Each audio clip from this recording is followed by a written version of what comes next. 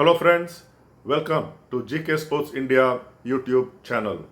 This is a very special interview, exclusive interview with former Zimbabwe captain and coach David Houghton, who is currently the high performance coach with Zimbabwe cricket. David Houghton was the coach of the Zimbabwe team until December 2023, and that included being the coach in the ICC Men's T20 World Cup 2022 in Australia. David Houghton speaks exclusively to GK Sports India, and he speaks of Zimbabwe's 3 wins in their group stages that included upset wins against Australia and Sri Lanka, topping their group, and Zimbabwe are placed in the same group as India, West Indies and South Africa in Super 8. Let's listen to what David Houghton says on Zimbabwe's progress into Super 8 and what we can expect from Zimbabwe in the Super 8s. Over to David Houghton. 3, 2, 1. Mr. Houghton, welcome to GK Sports India YouTube channel. Zimbabwe have been unbeaten in this World Cup, and if you look at it, they have not lost a T20I in this 2026 financial year, topping their group, which is something rare in world event. How have you seen Zimbabwe play in this World Cup? Morning, Giku. I obviously followed this team now for a number of years from the time I was looking after them, I think, in the 22 World Cup. And the one thing that has really stunned me about Zimbabwe is the amount of talent that is coming through within the game. And it was really a case of how soon can we get that talent to actually mature enough to be playing really good game situations. Because in my time, and that's only 4 or 5 years ago, we sort of won almost by accident. Just because of the talent we had, 1 or 2 people would shine up at the right time and we'd win the odd game. But when you look at the side playing now and the work that Justin Salmons and his coaching staff have done, these guys, they know their game inside out and everybody is contributing. The fielding has been outstanding. The bowling unit has bowled with purpose and you can actually see their plans on the surfaces they played on. And the batting has been outstanding for me. One of the areas that we've really struggled over the years, we'd always have one batsman would come good and hopefully that was enough to win a game. But you can actually see the method that they're using here. They're not going all guns blazing, trying to hit 4s and 6s every ball. They've got their attacking intent, but they are there doing a job, setting up a platform, and the guys in the middle whose job is to finish the game are coming in and doing just that. So I guess for me, the change has been just watching how they've really taken to a proper game plan and are now capable of playing on these sort of surfaces. And how has Sikandar Raza evolved as a captain? And he seems to be leading from the front and also keeping the unit together, isn't it? With the common purpose of winning, not just like you said, winning by accident, but winning with a purpose. Look, I think his captaincy has improved greatly. I know that he became captain just at the end of my tenure, and I felt at the time he was.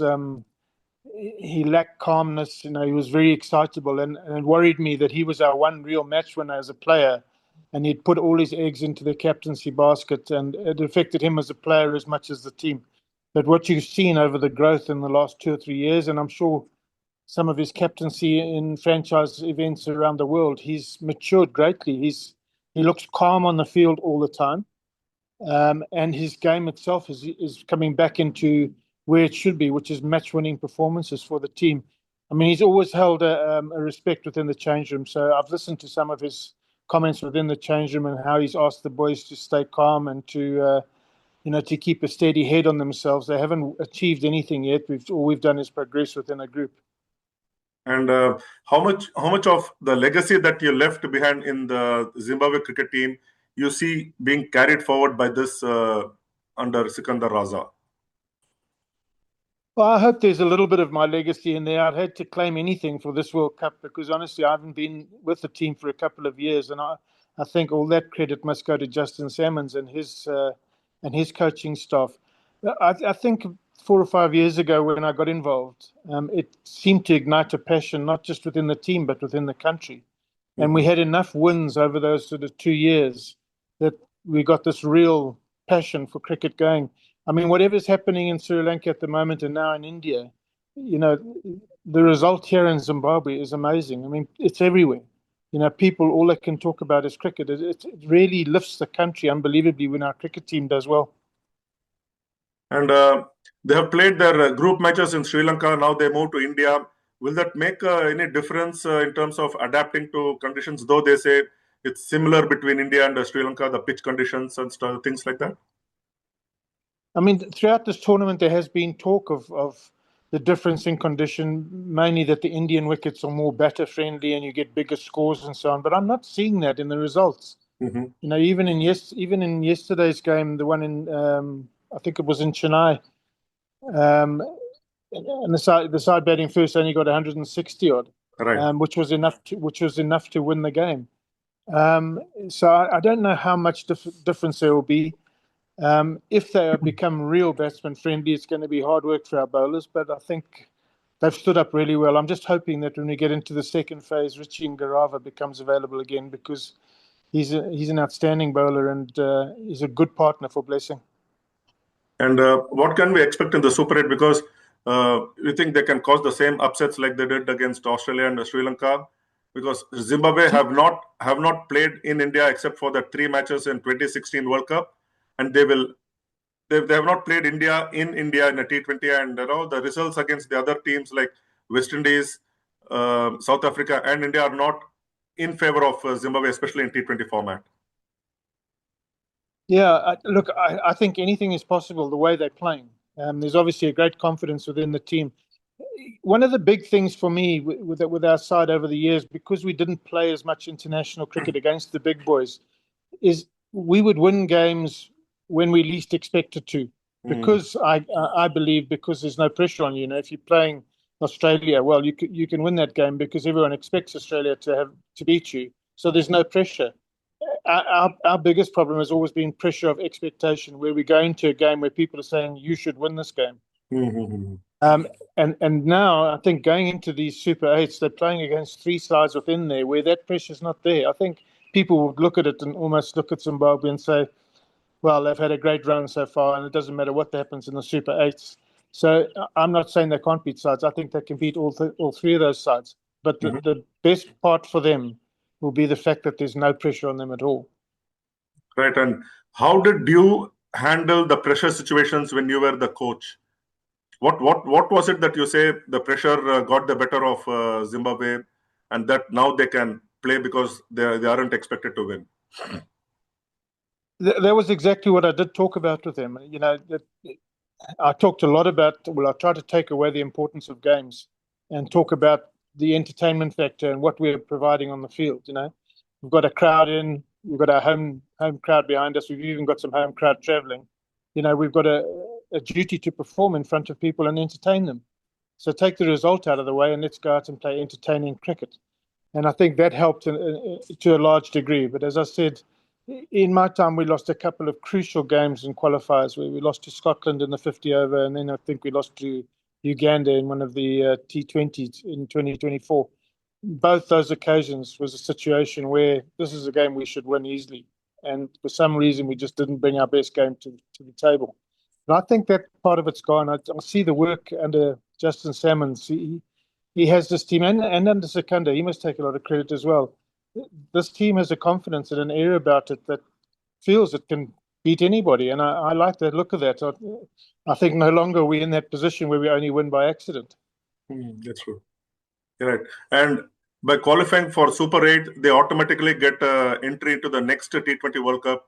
What does that mean to Zimbabwe cricket? Isn't it?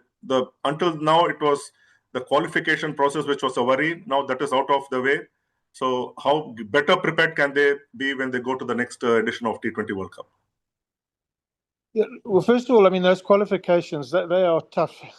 You know, you can't lose a game. You can't have a bad day. And there's so much riding on it. So, I mean, there will be a great sense of relief that we don't have to do that for the next World Cup. I think what it will also do, it'll allow Justin and Secunda and that to maybe rebuild a little bit for the next one, because we have got some fairly old fellas in the side, and I mean they're doing a great job at the moment, but in 2 years' time they'll be 42 and 43. You know, we're now looking a little bit where we should be looking at what's coming up behind. So, you know, we've got our own domestic cricket at the moment, and there's some players putting their hands up and doing pretty well. One or two of them have had international experience before, so I think this will give us a little opportunity for Justin to reassess where that team is at and perhaps do a little bit of rebuilding as well. And looking at this particular World Cup, which captain, apart from Sikandar Raza, has impressed you the most, and who you think will make it to the semi-finals and then eventually the final? Well, to be honest, I haven't really sort of studied the captaincy roles of people, but I mean, just looking at the way they've played, I think the sides in our section are the ones that will be in the semi-finals, or should be. But obviously, only two can go through. So India, I would think, would definitely be one of those two. I'm really hoping Zimbabwe is the other, but it's going to be tough work with South Africa and West Indies, both who are playing great cricket.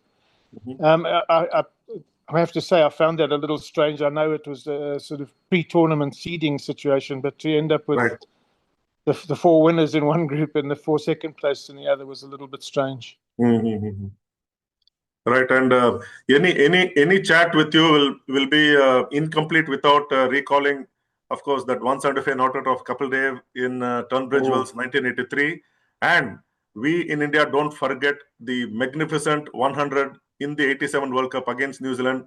Almost won the match single-handedly, but then fell short by 3 runs in that match against New Zealand. Your memories of those two still fresh in mind? What was it watching Kapil Dev 175 from the wicketkeeper's position, and the memory of playing that knock, which almost won it in 1987 against New Zealand?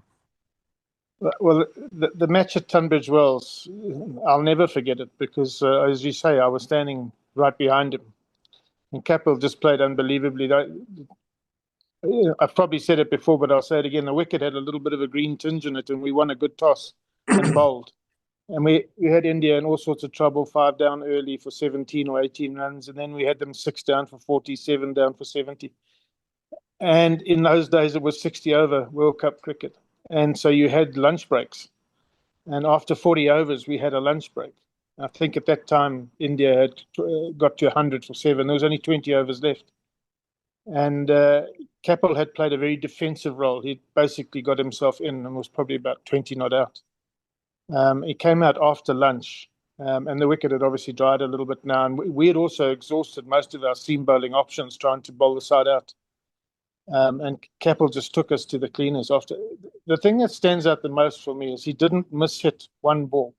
You know, normally if you look at T20 now and guys are playing big century innings, somewhere in that innings they're going to miss-hit one and maybe have a bit of luck and get dropped or something. He never miss-hit a single ball. You know, he ended up 175 not out. Every ball that he took on and tried to hit the boundary or over the boundary came out the middle of the bat. And so we didn't drop a catch or misfield or something like that to allow him to progress. He absolutely dominated the whole innings. So, I mean, no wonder that innings sits in my memory, because he didn't make a single mistake. On my own innings in that game in Hyderabad, we'd got ourselves into trouble and had lost wickets chasing 240. And I had got in, but I wasn't able to keep a partner with me. We kept losing wickets until Ian Butchart arrived. And Butchie, I think, came in at 8 or 9, and we put on quite a long partnership together. I guess I didn't have at any stage have any thoughts that we might get somewhere near their total to beat them. I was just trying to get as many runs as I could. And Butchie was a very, very clean hitter. He's the sort of guy who would have made a lot of money in today's game, because he ran up and bowled Yorkers. So we only ever used his bowling at the death of an innings. He was a good fielder, and he could clear the boundaries with absolute ease. So, you know, once we got in and got established, he was taking as much pressure off me as anyone. I know that I ran out of steam. I probably wasn't as fit. I don't think I ever was as fit as I should have been in the game. But having kept for 50 overs and then been in from the second ball, I'd been in the middle Right. almost the entire game. And I got to a stage with about 3 or 4 overs to go where my legs couldn't carry me anymore. And I said to Butch, I'm going to have a swing and try and get as many as I can from a standing position. And I'd hit these 3 fours, and I thought, well, this is going well. And Martin Crowe changed the field and brought himself in from deep mid on and put guys back at square leg. And I hit one, and I thought I'd hit it at the ground, and actually Martin rang back and took this amazing catch. It was disappointing. I think really disappointing we didn't go on and win the game. There's nothing better than if you've got a good score that your team wins as well. So there was a little bit of no icing on the cake on this time when we ended up losing by a couple of runs. And of course, a century in Zimbabwe's first ever test match, that also stands fresh in memory. It does. The funny thing is, when we were given test status, there was quite a fair outcry from some of the established players, in other countries saying, well, this is ridiculous. You're just going to ruin all the test records and things. And I remember John Hampshire had come in as our coach, and him and I sat together, and he said, the first thing we've got to do is try and show people we can bat or we can play for 5 days. And he literally took our team back to basics of, it's 15 overs, it's drinks, it's 15 overs, it's lunch, and so on, and bat in those short blocks and bowl in those short blocks and bowl absolute discipline outside off stump. So I don't remember my innings as being anything memorable in terms of shot play or anything like that. I just remember doing what the coach had asked us to do, and we batted for 2 days and we gave ourselves a chance to win the game. And I think if Sanjay Manjareka hadn't got a 100 in that game, we might even have had India following on. But yes, it was a good start for us, and I do remember that. Certainly, yeah, that's what because we were in for a maybe a shocking result was around the corner because of the way you played in that first test, but then somehow it ended in a draw, isn't it? So that's fantastic. And that period when the Flower brothers and all those batted, we felt they should have been in some other team playing a lot of test cricket, and more often than we always got to play those days. Still, those years are still fresh in my memory than the recent ones. Yeah, so that's you got to have a good memory. It was a long time ago. Of course, yes, yeah. That's when I started before I got into journalism. So following a lot of cricket and all those things. Yeah. So, wonderful, Mr. Houghton. You have been so kind, and thank you so much. And yes, take care, stay safe, and pleasure. have a nice day. You too. Cheers. Thank you.